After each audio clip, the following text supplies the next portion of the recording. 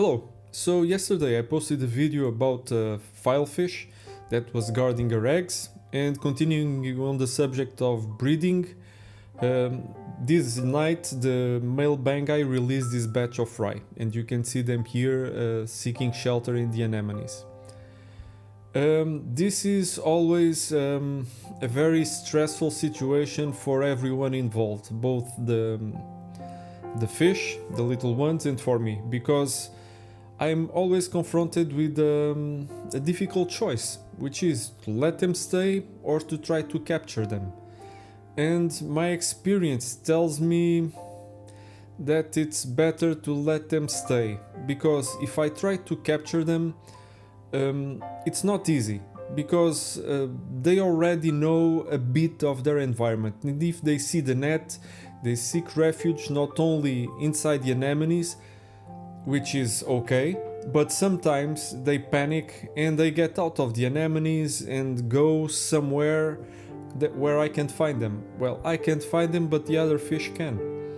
And so you see there's two groups, and these two groups they are not static. I've seen them move up and down between the two areas because there's a corridor of anemones that they can use. During the night the anemones shrink, and during the day they extend much more. So during the most dangerous part of the 24 hours, which is daytime, they get more shelter. The main threat to these fish are the hawks.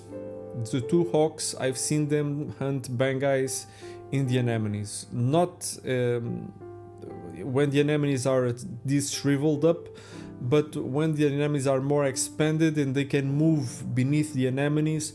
I've seen them do that many times, and it's something that they already know that happens in this tank, and they are ready to try to capture these tiny fish, which is a horrible thing to watch.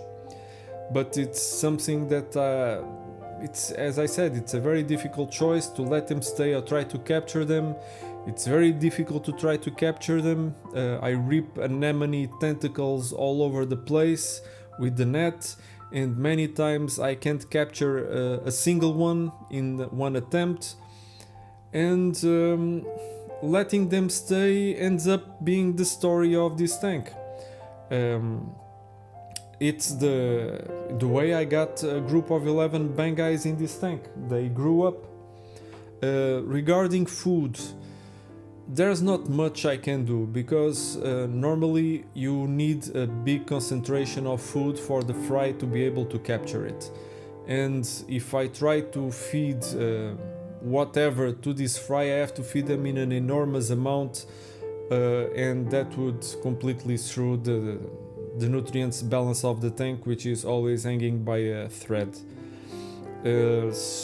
Normally what people use to feed them is Artemia naupli, baby brine shrimp, and you can't imagine the amount I would have to do that. But fortunately, it seems that the refugium is able to produce food for this fish by itself. It's actually now feeding a few of their older brothers that are in the refugium, because sometimes I can find the baby banggai at the top of the tank and I can get him easily. In other situations it's very hard, as I explained.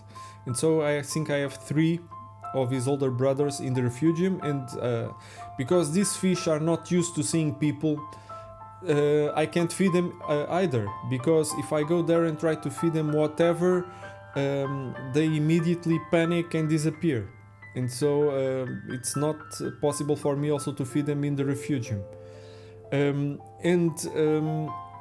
These ones, I think they are feeding mostly on copepod naupli that are produced by the refugium, and I think that during in the evening the 4 angels breed, the 2 flames and the 2 heraldi, and their eggs, and they also capture the eggs. I think that's what I've watched before.